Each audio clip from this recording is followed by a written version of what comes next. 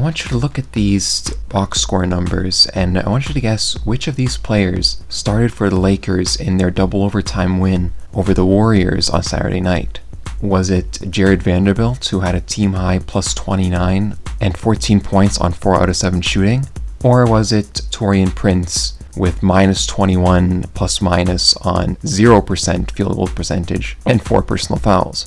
If you guessed Jared Vanderbilt, you were wrong, because this was yet another game where Taurean Prince undeservedly started for some reason. Now, as a Lakers and LeBron fan, I was understandably quite hyped by the classic double overtime game on Saturday night, but really any fan of basketball would be. It was an exciting game with some outstanding performances, and one of them in particular, aside from LeBron and Steph Curry, was actually Jared Vanderbilt, who played a big role in getting the Lakers out of their 15-point deficit in the third quarter. And like many Lakers fans this season, I've grown quite frustrated with the fact that Vanderbilt, unlike last year, he hasn't started at all, and what's worse is that he's standing probably behind the worst possible replacement for him in the starting lineup. So here's the deal. Vanderbilt started the season injured, so in his place, Lakers coach Darvin Ham chose to start Taurean Prince. The reasoning was at the time that Prince was supposedly a really good defender and also could provide some spacing with his shooting. Now at the time, Taurean was new to the team, so you could say it made sense to try him out. But over time, it grew clearer and clearer that Prince did not offer, and does not offer, the amount of defense and shooting to start with LeBron and AD. Also, D'Angelo Russell and Austin Reeves. In fact, the Austin Reeves, D'Lo, and Taurean Prince trio sports one of the worst defensive ratings of any lineup in the whole NBA this year. So far, Prince has started 35 games this season, and the only games he hasn't started were the ones where he was injured, really. That's been a huge problem for the Lakers, because when you get down to it, Prince is not as good of a defender as Jared Vanderbilt is, and he's not as good of a rebounder as he is either, which puts more pressure on AD and LeBron to grab rebounds, number one, and number two, puts more pressure on D'Angelo Russell and Austin Reeves to play more defense, which puts them in an awkward position as well. Prince was supposedly brought in to be a 3-and-D player, a really good defender and a spot-up shooter. And even though he's shown that he can shoot the 3-ball pretty well, especially on a team that doesn't have much 3-point shooting to begin with, he's such a liability on the other end that the Lakers are basically losing games or not winning games by as much as they should be because he's provided such a drag in the starting lineup.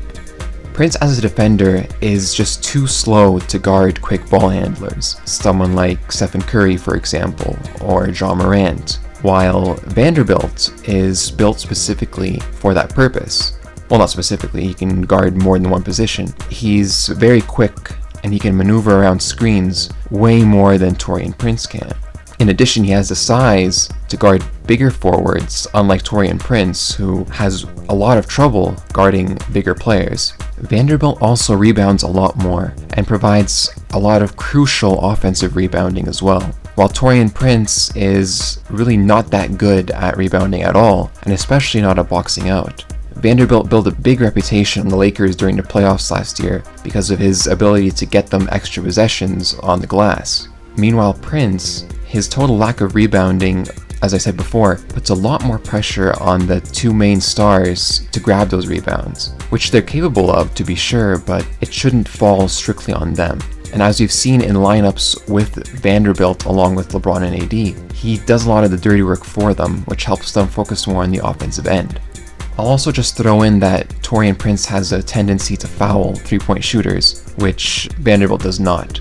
And you can see this all in the games, where Coach Ham puts Prince on some quicker player, which always results in said player rushing by Prince as if he's not even there. In other words, he's basically a cone on defense. It's such a far cry from what Vanderbilt provides on the court that, as an outsider, you might be wondering why exactly Vanderbilt doesn't just start the way he did last year. The reasoning comes down to coaching, and this is a puzzle that Lakers fans at least are having a really tough time figuring out, because up until this season, Prince was known as a bench player, a really good bench player to be sure, but a bench player nonetheless. Meanwhile, Vanderbilt had plenty of experience starting, and really works well with the other 4 starters in the lineup.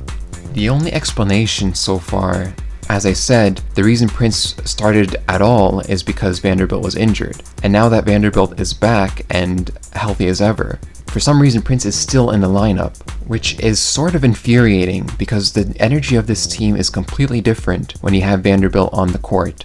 You could see it in the games where Vanderbilt checks in, the energy completely changes. As a matter of fact, in the Warriors game, the Lakers went on about a 10 or 12 point run simply when Prince exited and Vanderbilt entered the game. It was almost surreal how Vanderbilt's rebounding, steals, and overall hustle completely changed the situation the Lakers found themselves in. In fact, the Lakers were looking really good going into the second half when they closed the first half with a lineup featuring Vanderbilt on the court. But despite how effective that lineup was, to start the second half, the coach went back to the starting lineup, which for some reason still had Prince in it. And us Lakers fans got really confused, as we do very often these days. As we all know, that third quarter was kind of a disaster for the Lakers. They quickly fell down by 15 points.